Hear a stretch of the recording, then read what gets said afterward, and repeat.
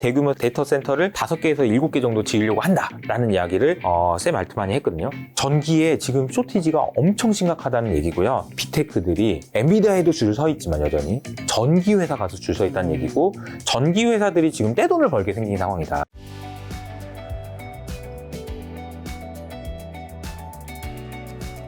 자, 두 번째 주제는 미국 금리 인하, 경기 침체 우려 어떻게 봐야 하는가입니다. 자, 우선 50bp를 인하를 했죠. 9월에 인하 갖는 의미는 뭘고 앞으로는 어떻게 될까요? 50bp 인하 때문에 이제 많은 분들이 경기 침체 우려를 네. 걱정하시죠. 이게 실제로 저는 이게 타당한 우려라고 생각을 합니다. 네. 근데 그 타당한 우려를 파보면 어떤 이야기가 있냐면 50bp를 인하할 정도로 급해? 그러니까. 야, 그러면은 경기 침체지. 왜냐면 연준이 늦었다는 얘기니까. 경기가 이렇게 내려가는 거를 처음에 이렇게 막으면 되는데 이렇게 내려와 버려가지고 아이 안 되겠다 이런 얘기인 거잖아요. 그래서 이게 타당한 추론이긴 한데 이게 맞는지를 생각해 보려면 저도 좀 고민을 해봤는데 이렇게 한번 생각해 보면 어떨까요? 보면 50bp 인하를 제가 이제 비유로 3시간 이하로 잠을 자는 수험생을 얘기해 봤어요. 네. 그러니까 수능 시험을 보는 거야. 이제 뭐 삼수야. 그래서 3번째 수능을 보는데 이 친구가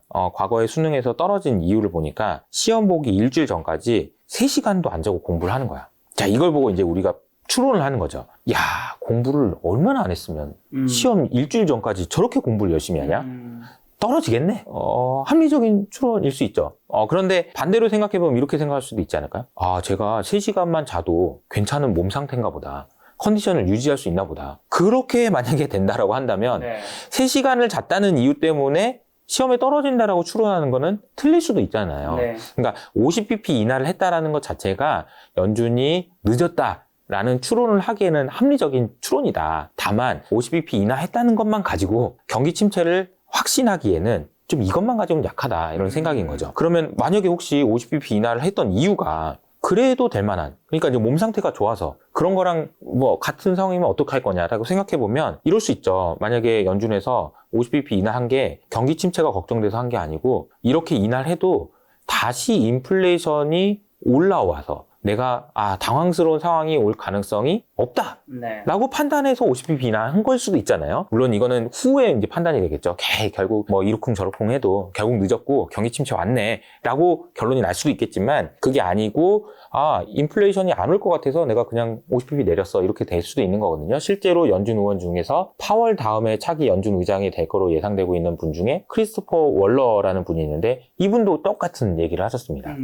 아니 물가 안 올릴 것 같아서. 그러니까 지금 오늘도 이제 보면은 이스라엘하고 이란이 지금 이제 충돌이 있다라는 얘기 나오지만 유가가 어제 4% 오르긴 했어도 여전히 전고점 대비해서는 한참 낮은 수준이거든요. 그러니까 중동에서 이 난리가 나고 난리가 나도 유가는 안 오른단 말이에요. 그러니까 그 얘기는 무슨 얘기냐면은 인플레이션이 다시 부각될 가능성이 크지 않다. 그렇다고 한다면은 50bp 인하를 통해서 경기 침체를 확실히 잡아놓는 것이 필요하다라고 판단했을 수도 있고, 그럴 가능성을 배제하고 우리가 경기 침체 온다, 경기 침체 결국 올 거야 라고 할 필요가 뭐가 있겠냐라는 생각인 거죠. 자, 근데 경기 침체 우려를 불식시킨 백악관 자료가 있다고요? 이건 뭐예요? 지난주에 백악관에서 이제 백악관 그리고 이제 미국 정부죠. 미국 정부에서도 발표하고 그 내용을 가지고 이제 백악관에서도 신나가지고 막 얘기를 한 게 있어요. 야, 선생님 근데 백악관이라는 단어를 되게 오랜만에 듣는 것 같아요. 네, 그러니까. 하도 연준 얘기만 많이 듣다 보니까. 그러니까요. 근데 이제 백악관에서 나온 내용을 가지고 이제 파월 의장도 월요일 날 이 얘기를 했었거든요. 그래서 그 내용을 좀 소개해드리면, 일단은 우리가 미국 경제를 볼 때 이제 여러 가지 고민들을 많이 했었거든요. 그러니까 크게 보면 두 가지인데, 첫 번째는 GDP 성장률랑 같이 움직여야 되는 게 GDI라는 게 있어요. 네. GDP는 생산을 기준으로 해가지고 나오는 경제 규모를 얘기하고요. GDI는 소득을 기준으로 보는 거거든요. 그러면은 이 두 개는 항상 같은 값이 나와야 돼요. 그러니까 누군가 생산해서 돈을 벌었으면 누가 소비하는 걸로도 맞춰지겠죠. 근데 최근 1, 2년 사이에 GDI가 너무 낮은 거야. 계속 낮아요. 그래서 많은 그 경제를 분석하시는 많은 분들이 이거 미국의 GDI가 이거 낮은 거 보니까 이거 GDP가 잘못 계산된 거다. GDP가 잘못 계산돼서 이거를 하향 조정해야 될 거고, 사실 어떻게 보면 미국은 어쩌면 이미 경기 침체였을 수도 있겠다. 지금 50bp 이런 게 아니고 지금 미국 엄청 지금 경기 침체야. 이런 이야기가 나오고 있었거든요. 근데 이번에 아니나 다를까 지금 이번에 나온 그 미국 정부에서 나온 자료를 보니까 GDI 지표가, 제가 정확한 숫자는 기억이 안 나는데 1%대라고 추정했었는데 3%대로 올려잡았습니다. 네. 그러니까 이렇게 얘기한 거죠. GDI가 잘못됐어. GDP가 잘못된 게 아니고 GDI가 잘못된 거야. 아, 내가 다시 계산하니까 이거 올라갔어. 미안. 내가 잘못했어. 이렇게 얘기한 거죠. 그러니까 이제, 잠깐만, 미국 경제 경기 침체, 아닌가? 이렇게 생각할 수 있게 되는 거고요. 또 한 가지는 저축률을 수정했는데요. 이걸 가지고도 이제 파월 의장이 한마디 하셨는데, 미국 경제 생각보다 괜찮다라고 얘기를 했었거든요. 자, 저축률이라는 거를 한번 설명을 드려볼게요. 저축률이라는 건 어떻게 계산하는 거냐면요. 가처분 소득을 분모에 넣습니다. 그리고 분자에는 가처분 소득에서 소비를 뺀 값을 넣어요. 그러면 저축한 거겠잖아요. 내가 돈을 100만 원 벌어. 근데 소비를 50만 원에 그럼 저축은 50 한 거잖아요. 그럼 저축률이 50%가 되겠죠. 근데 미국의 저축률은 얼마냐면은 3%. 자, 이게 미국의 저축률이 3%대다, 4%대다. 이것이 의미하는 거는 뭘까? 참 생각을 해보시면 이런 거예요. 미래에 대한 걱정이 1도 없다는 얘기예요. 한번 생각해 보세요. 여러분도 생각해 보시면 내가 100만 원 벌어. 근데 한 달에 얼마 쓰세요? 97만 원이요. 미래를 준비 안 하는 건데. 아무것도 걱정 안 한다는 거죠. 아무 걱정이 없는 사람들이나 그렇게 하는 거죠. 아까 제가 뭐라고 그랬죠? 중국의 저축률 얼마라고요? 40%라니까요. 얼마나 걱정이 되면은 돈을 못 쓰겠어. 근데 지금 미국은 이런 상황이라는 거죠. 그래서 많은 이제 경제를 분석하시는 분들이 저축률이 너무 낮아서 얘네들 지금 이제 더 이상은 소비를 못 하고 결국은 경기 침체 온다라는 추정을 하실 때 또 많이 사용됐던 게 이제 저축률이 너무 낮았다. 그리고 미국에서 정부에서 줬던 그 엄청나게 많은 돈들이 있었잖아요. 그 돈들이 초과저축이라고 하는 개념으로 있었는데 거의 그게 2조 달러 됐었거든요. 우리나라 GDP만큼을 평소에 가지고 있던 것보다 초과로 저축을 해놨었어요. 근데 그거 다 쓰고 이제 돈 없다. 미국 애들 돈 없어. 그래서 뭐 신용카드 대출도 뭐 연체되고 뭐 금리도 올라가고 뭐 이런 문제들이 있어라고 얘기를 했는데 이번에 또 수정을 한 게 저축률 잘못 계산했다. 이게 높아졌어. 네. 그러니까 이게 왜 높아졌어요? 그랬더니 내가 개인들의 소득을 잘못 계산했네? 왜 이렇게 잘못 계산했는데요? 이게 주가가 올라가지고 배당도 받고 이자도 받은 걸 내가 잘못 계산했어. 그래서 알고 보니까 미국의 개인들이 안 그래도 부자인데 더 부자네. 그래서 저축률이 그렇게 낮지 않아. 미안해. 이렇게 잘못 계산했다고 얘기한 거예요. 그래서 그걸 가지고 이제 파월도 얘기를 한 게 미국 경제가 상당히 괜찮고 그래서 이걸 가지고 이제 경기 침체 우려를 할 필요는 없는 것 같아서 어제죠? 월요일 날 파월이 이렇게 얘기했습니다. 50pp 인하를 또 할 가능성은 없는 것 같다. 25만 이제 해도 충분할 것 같고 여유가 있다. 이런 이야기를 하셨거든요. 그러니까 지금 물론 백악관에서 나온 자료이기 때문에 아마 이 영상을 보시는 분들도 댓글에 야 백악관이 한 얘기를 듣냐? 지금 대선하니까 그런 거지. 이거 색안경 끄고 봐야 되는 거야. 비판적으로. 이 말도 물론 맞지만 그럼에도 불구하고 미국 경제가 지금 경기 침체가 금방 올 것처럼 이렇게 생각하면서 투자할 필요는 없는 것을 보여주는 거 아닌가라는 생각이 듭니다. 자, 말씀하신 대선 이제 40일도 채 안 남았죠. 11월 초순에 대선이 있는데 대선 이후 연말 뭐 부채 한도 이슈가 다가온다고요? 네네. 이건 무슨 말이에요? 이게요, 이제 대선에 대한 얘기는 아마 많이 들어보셨을 것 같고 트럼프와 해리스가 아직까지도 누가 될지 이제 오리무중인 상황인 것 같아요. 그래서 이제 해리스가 될지 트럼프가 될지는 계속 좀 지켜봐야 되는 상황이라서 뭐 제가 여기서 말하는 게 무슨 의미가 있을까 싶어서 요거는 그냥 생략하고요. 제가 오늘 말씀드리고 싶은 거는 부채 한도에 대한 이야기인데요. 작년이죠? 작년 6월 달에 미국의 부채 한도 이슈가 있었던 적이 있어요. 아마 김 작가님도 기억하실 텐데 네, 맞아요. 부채 한도라는 거는 뭐냐면은 미국 정부가 이만큼만 부채를 해놓고 그 이상으로는 하지 말자 라고 정해놓은 한도인데 그게 한도가 도달해가지고 미국 정부가 돈을 못 빌려서 미국 정부에서 일하는 공무원들한테 월급을 못 줘. 그래서 난리나. 그래서 주가 빠져. 이런 얘기였던 거거든요. 그래서 작년 6월 달 당시에 미국의 부채 한도가 얼마였냐면요. 29조 달러 정도 됐습니다. 29조 달러요. 그런데 이게 목이 찬 거죠. 그래서 그때 늘려 말어 뭐 이렇게 하다가 그 늘려 통 크게 그러면서 이제 32조 이렇게 좀 늘려놨습니다. 꽤 많이 올린 거예요. 거의 10% 가까이 올렸으니까요. 그러면서 이제 한 얘기가 있어요. 우리 부채 한도 이야기 당분간 하지 말자. 요거 가지고 또 뭐 이건 모냥 빠지게 해. 안 그래도 지금 중국이랑 이렇게 뭐 다툼해야 되고 그리고 대선도 있고 그런데 하지 말자. 언제까지? 2025년 1월까지는 부채 한도 얘기 꺼내지도 마. 이렇게 얘기한 거죠. 근데 내년이네. 대선 끝나면 바로 2달 남았어요. 대선이 11월에 끝나면 당장 얘기 나올 수 있는 게 내년 1월 달에 부채 한도 어떻게 하지? 라는 얘기가 나올 수 있어요. 그러면 이제 부채는 어떻게 됐을까요? 미국의 부채는. 그러니까 29조에서 31조로 올렸다고 했어요. 지금 미국 부채를 제가 체크를 해보니까 얼마 정도 올랐을까요? 한번 찍어보신다면 31.4조보다는 높아졌을 것 같긴 한데 말하지 말자고 했으니까 조용히 35.4조까지 올랐습니다. 그러니까 이게 지금 말하지 말자고 한 거는 오케이인데 이건 좀 해도 너무한 거 아닌가. 이런 얘기 나오면은 아마도 그런 그 시장에서 이거 어떻게 해야 되지? 뭐 이런 얘기 나오지 않을까요? 아, 이건 지금 이걸 뭘 어떻게 해야 되지? 이런 생각을 하게 될 거고, 뭐 부채한도 하지 말자. 뭐 이런 얘기가 나올 수도 있는 거고, 뭘 또 높여. 뭐 이런 얘기 나올 수도 있지만 어쨌든 이 얘기를 짚고 넘어가긴 해야 되겠죠. 그러니까 한도가 31인데 35까지 온데 다 썼어. 근데 앞으로 계획이 뭐야 그랬더니 더 늘릴 건데요. 이런 얘기가 나오면 이걸 어떻게 할 건지, 이 문제를 어떻게 할 것인지에 대한 논란은 생길 수 있어서 아마 대선 전까지는 이런 얘기가 안 나올 거예요. 왜냐하면 미국 입장에서도 중국과의 그런 싸움을 한다는, 패권 싸움을 한다는 입장에서 보면은 미국이라는 나라가 가장 약해질 때가 대선 할 때거든요. 왜 그러냐면은 한 지도자가 강하게 리더십을 발휘하는 게 아니고 이게 누가 될지 모르는 상황이니까 중국에서 봐서도 제일 약한 거리란 말이에요. 근데 이 상황에서 부채 한도 얘기를 하면서 뭐하러 밑보일 게 있냐는 거죠. 그러니까 얘기가 안 나올 거예요. 근데 대선이 끝나면 아마 이 이야기가 본격적으로 나오면서 시장에 좀 충격을 줄 수 있다라는 건데요. 그러면 이제 생각을 해보면 이런 겁니다. 지금 많은 분들이 미국의 경기 침체를 걱정하고 계시잖아요. 네. 그죠? 경기 침체가 되면 뭘 사야 되지? 채권을 사야 되죠. 채권. 미국 채권을 사야 되는 거죠. 근데 미국 채권을 산다라는 것은 어떤 의미가 있는 거죠? 미국 정부한테 돈 빌려준다는 의미가 있습니다. 채권을 산다는 거는 돈을 빌려준다는 의미예요. 그러면은 미국 정부한테 돈을 빌려주는 거니까 여러분들 옆에 있는 친구나 아니면 뭐 다른 사람한테 돈 빌려줄 때 어떻게 하세요? 꼼꼼하게 신용도 체크하고 이 사람이 앞으로 돈 1년 동안 쓸 게 뭐가 있는지, 소득은 얼마나 되는지 체크할 거 아니에요. 그럼 이렇게 생각해 보셔야죠. 이 사람이 앞으로 돈을 얼마나 더 빌릴 건지. 이게 더 빌린다고 하면은 빌려주면 안 되잖아. 근데 이제 미국 정부가 지금 앞으로 12개월 동안 돈을 얼마나 빌려야 되는지 이 부분을 제가 설명드릴 건데 이겁니다. 미국 정부가 돈을 빌린 것이 만기가 있을 거 아니에요. 1년 있다 만기가 오는 것도 있고 10년 있다 오는 것도 있고 다 나눠져 있겠죠. 10년 동안 빌려줘, 2년 동안 빌려줘, 3년 동안 빌려줘 다 있으니까. 근데 앞으로 12개월 동안 돌아오는 채권의 만기가 얼마나 되냐면은 9조 달러예요.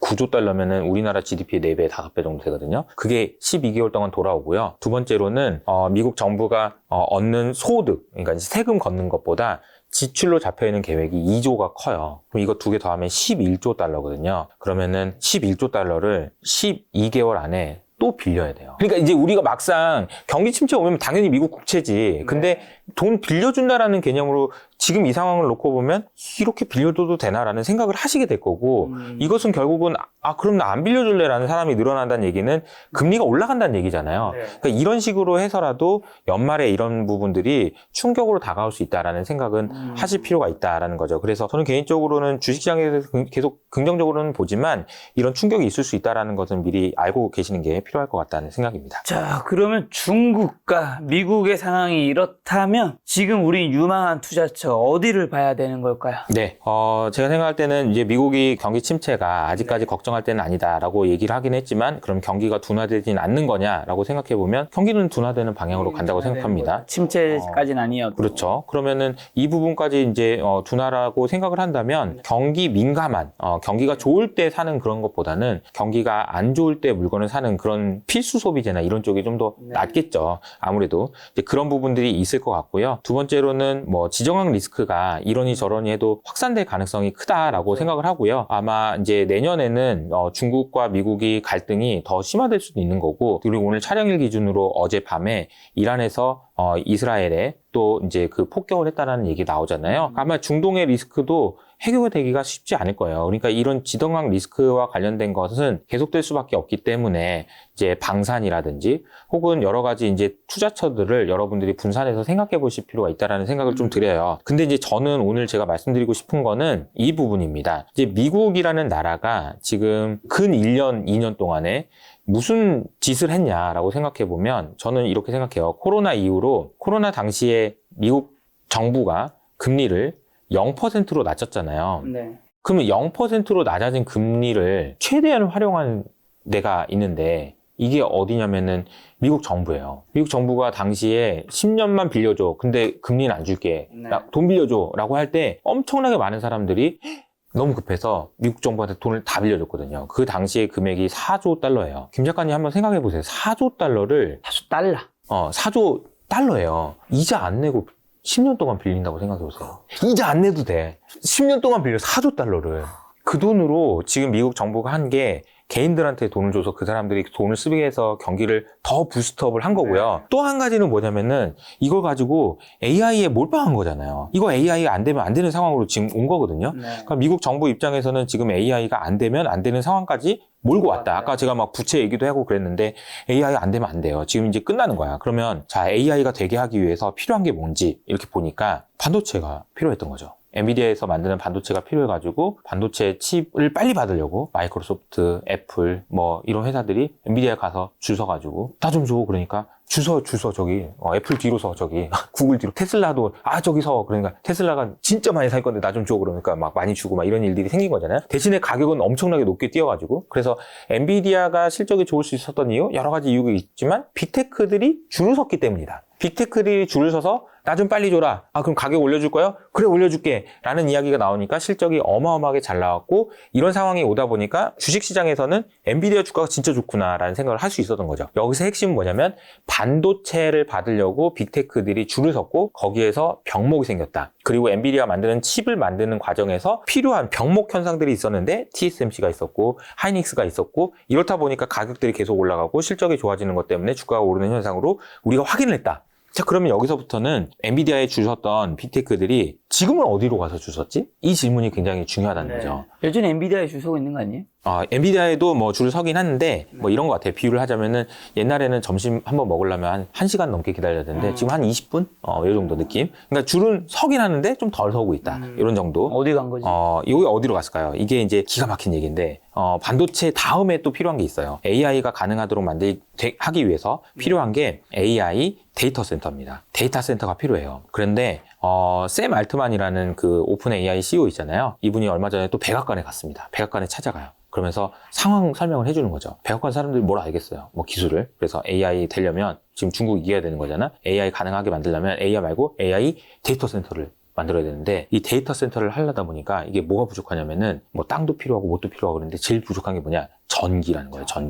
전기가 없어서 지금 데이터 센터를 못 하는데 우리 전기를 어느 정도 내가 데이터 센터당 필요한 전기량을 얼마까지 내가 하려고 생각하냐면은 데이터 센터를 5개에서 7개 정도 더 짓겠다고 했거든요. 근데 그 규모가 어마어마해요. 어느 정도냐면은 지금 전기 사용량이 0.1 기가와트 정도 쓰거든요. 많이 쓰면 0.1 기가와트예요. 근데 이거를 5 기가와트짜리로 하겠다. 그러니까 50배짜리 지금 지으려고 한다. 데이터 센터에 지금 대규모 데이터 센터의 50배짜리 대규모 데이터 센터를 5개에서 7개 정도 지으려고 한다라는 이야기를 샘 알트만이 했거든요. 그러니까 이거 지금 빨리 져야 되고 전기 지금 설치랑 진짜 빨리 해야 돼. 안 그러면 데이터 센터 못 짓고 데이터 센터 못 지으면 AI 더 발전할 수 없어. 그러면 중국에서 이 격차를 늘릴 수가 없어. 그래서 병목이 뭐야? 전기야. 이렇게 얘기를 한 거죠. 이게 정말 너무너무 중요한 이야기인데요. 저는 개인적으로는 데이터 센터에 대해서 이렇게 표현해요. 데이터 센터는 21세기의 유전이다. 왜냐면 이거 없으면 AI 안 된단 말이에요. 근데 과거에 원유가 중심이 되고 석유가 중심이 됐던 경제에서는 어디서 기름이 나니? 가 너무너무 중요했잖아요. 중동이 그래서 중요했던 거고요. 물론 지금도 여전히 석유를 쓰고 있긴 하지만 앞으로 21세기가 되면 이 21세기의 원유는 데이터가 될 거라는 걸 많은 분들이 알고 계시잖아요. 그 데이터를 저장해 놓을 수 있는 공간이 필요하다는 것도 지금 더 중요해진 거고요. 그래서 데이터 센터를 어디다 지을 수 있느냐? 미국이란 나라에 어디다 짓고 있느냐? 이게 너무너무 중요한데 그 데이터 센터를 짓기 위해서 필요한 게 전기라는 거죠. 그래서 저는 이 전기라는 것이 앞으로도 미국 내에서 너무너무 중요할 건데 이것을 단적으로 보여준 사례가 있습니다. 2가지인데요. 첫 번째는 뭐냐면요. 미국이라는 나라는 그 전력을 경매에 붙여서 가격을 정해요. 그래서 경매 붙이는 것 중에서 2025년, 2026년에 전기 가격이 얼마나 될 것 같은지를 경매에 붙여요. 그래서 그 경매 결과를 전기 요금에 일부 넣습니다. 이것 자체가 전기 요금이 되는 건 아니죠. 왜냐면은 25년, 26년에 얼마가 될 것 같은지를 지금 가격을 정할 필요는 없잖아요. 근데 25년, 26년에 얼마나 될 것 같은지 전력 경매에 붙인 결과가 지난 8월에 나왔는데요. 너무 충격적인 숫자가 나왔어요. 그러니까 지난 올해에 비해서 얼마나 올랐을까요? 진짜 많이 올랐거든요. 진짜 많이 올랐다고 생각하면은 옆에 한 2배 정도? 3배? 아니요, 8배 올랐어요. 전기 가격이 8배 오를 거라는데 베팅했다는 거예요. 경매 가격이. 근데 그 다음에 더 오를 거라고 생각하는 거예요. 그만큼 많이 필요한 거고. 전기에 지금 쇼티지가 엄청 심각하다는 얘기고요. 전기가 부족한 것뿐만 아니라 지금 전기가 깔리면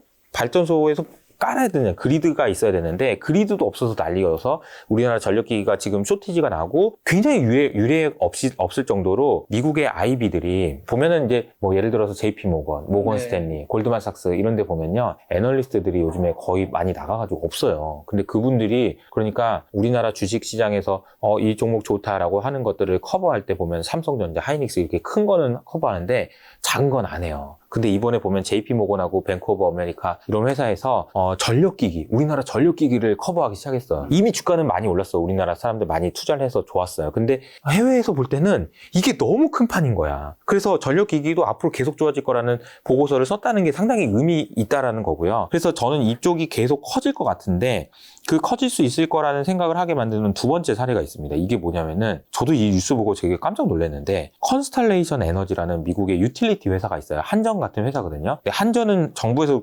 전기요금 못 올리게 하면 못 올리는데 여기는 민영화돼 있으니까 그냥 올리면서 이익을 낸단 말이에요. 네. 근데 컨스탈레이션 에너지라는 회사가 미국에서 원전을 이렇게 가동하는 1위 업체입니다. 근데 이 업체가 유명한 사건 사고가 있었어요. 1979년 3월에 쓰리마일 섬이라는 곳에서 원전 폭파 사고가 납니다. 그러니까 이제 체르노빌 원전이랑 그리고 미국의 후쿠시마 원전 사태와 비견될 정도로 미국 전 세계 3대 원전 사고 중에 하나예요. 쓰리마일 섬에서 미국에서 원전 사고가 났다는 거. 그래서 원전을 닫았죠. 근데 그 옆에 있던 원전은 얼마 전까지 돌리고 있었거든요. 돌린 지가 이제 뭐 한 5년, 6년 됐는데 그 원전을 다시 돌려줄 수 없겠니? 라고 누가 얘기했냐면은 마이크로소프트가 얘기를 했고요. 마이크로소프트가 얘기하면서 뭐라고 얘기했냐면 그거 있잖아. 내가 2029년까지는 독점으로 가져갈 수 있겠니? 지금 전기가 너무 부족해서 이 원전 만들어주고 거기서 나오는 전기는 내가 2029년까지 독점으로 쓰고 싶다. 자, 이게 딱 뭐냐면은 빅테크들이 엔비디아에도 줄 서 있지만 여전히 전기회사 가서 줄 서 있다는 얘기고 전기회사들이 지금 떼돈을 벌게 생긴 상황이다라는 겁니다. 근데 전기회사들이 떼돈을 번다고? 이게 좀 이상하잖아요. 우리가 뭐 한전 같은 회사 아니야? 너무 재미없는 회사잖아. 그 유틸리티는 그리고 그냥 경기 둔화되면 또 좋아요. 그러니까 뭐 소비를 안 하지만 전기를 안 쓸 건 아니잖아. 근데 계속 이게 미국에서는 이 전기화에 대한 어마어마한 투자가 될 거고 지금 전력망도 깔아야 되고 이런 투자가 일어나는데 그런 투자가 일어날 때 미국이라는 나라는 어떤 식으로 이 문제를 해결하냐면 그거 할 수 있는 회사한테 그냥 돈을 때려 넣어줘 버려요. 어떤 식으로? 가격을 올려버려가지고. 가격을 아까 말도 안 되는 수준으로 가격을 올려버리면 나도 힘들어 죽겠다라는 저항. 아이, 됐고, 그거 올려서라도 지금 네 나라에서 필요한 거니까 가야 돼. 라는 이야기가 나올 수 있다라는 거죠. 그래서 개인적으로는 지금 미국의 유틸리티 섹터에 관심을 가져보시는 게 어떨까라는 생각이 드는데 주가가 최근에 좀 올랐습니다.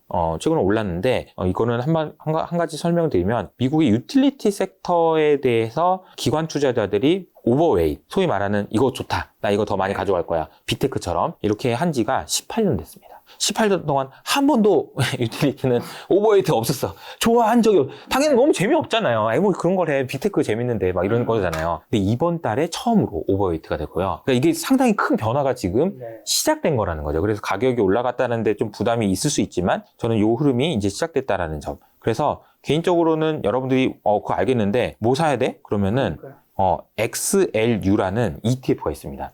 미국 유틸리티 섹터에 투자할 수 있는 회사, 그러니까 ETF고요. 이 ETF도 굉장히 안정적으로 계속 많이 오르고 있어요. 근데 아마 이제 이 ETF에 그냥 투자하시는 것도 좋은 방법이고, 또 하나는 이 안에 있는 종목들에 투자하시는 것도 좋은 방법이죠. 뭐 G 베르노바라든지 아니면은 넥스테라라든지 뭐 이런 회사들이 있어요. 아까 말씀드렸던 콘스탈레이션 에너지도 있고요. 그러니까 주가가 최근에 많이 오르긴 했지만 관심을 가져야 된다. 이거는 초입이기 때문에 이렇게 말씀드릴 수 있을 것 같습니다. 유틸리티와 전기는 그러면 한국이 아니라 미국 주식? 한국은 전혀 아니에요. 한국은 전혀 아니에요. 한국은 전혀 아니라고 합니다.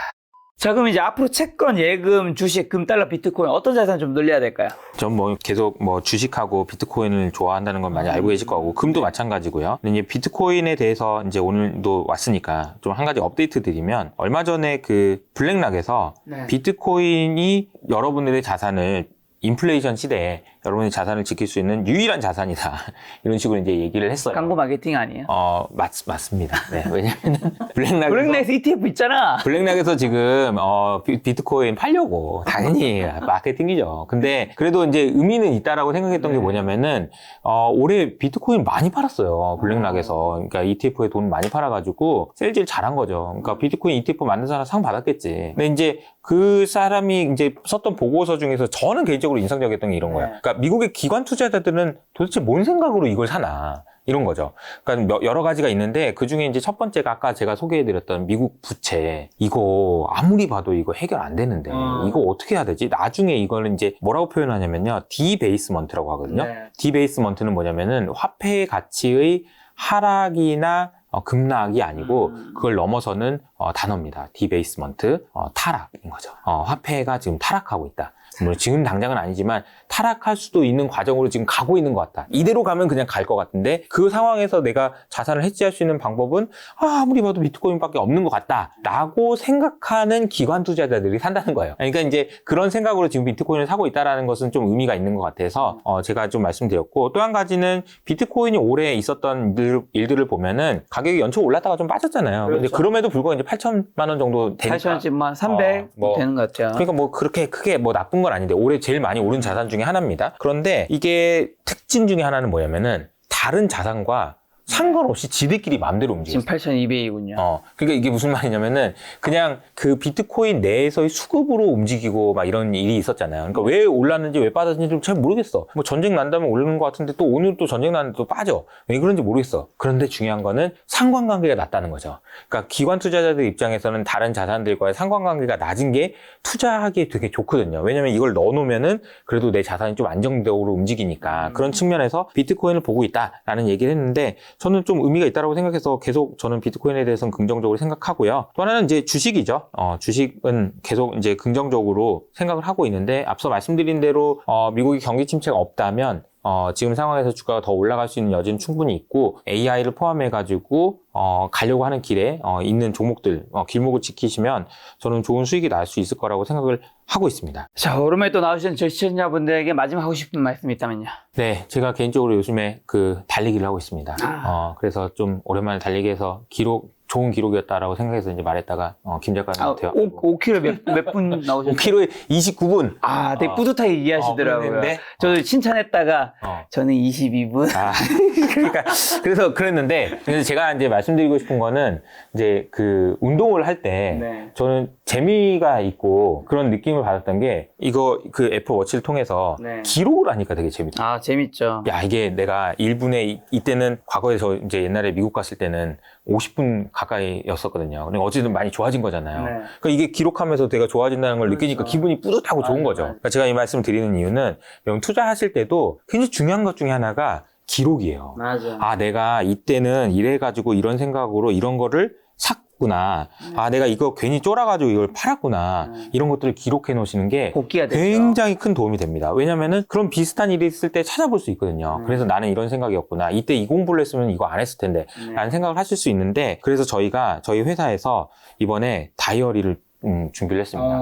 투자하시는 분들에게 네. 할 수 있는 다이어리를 준비를 했는데, 저희 네이버 프리미엄 컨텐츠라고 네이버에서 이호석을 검색하시면 나오거든요. 그래서 한번 관심 가져주시면 좋을 것 같다. 이거 구독하시는 분들에게 선물을 드리려고 하거든요. 그래서 같이 기록하면서 성장하는 그런 투자자들을 만들어 가려고 노력하려고 합니다. 맞습니다. 기록도 정말 중요하고, 저도 이제 러닝한 지 저는 조금 더 오래돼서 저는 지난달에는 323km 뛰었더라고요. 매일 뛰면서 느낀 것 중에 하나가, 이게 참 뛰다 보면 우리가 뭐 마라톤 선수도 아니고 뭐 어디 도대 전국체전 나가는 것도 아닌데 맞아요. 막 한강이나 이런 데 뛰다 보면 날 제끼는 사람이 있으면 갑자기 내가 바쁜데, 예를 들어 특히 내가 남자인데 여자분이 나보다 더 빨리 뛰면 그죠. 갑자기 나도 막 빨라지고, 맞아요. 그러면서 이제 남과 경쟁하지 않는 것도 중요한데, 이게 원래 인생에 되게 중요한 것들은 때때로 모순적이잖아요. 맞아요. 남과 경쟁하지 않는 것도 중요하지만, 우리가 뛰다 보면 특히 마라톤 대회 나갔을 때 페이스메이커들이 있거든요.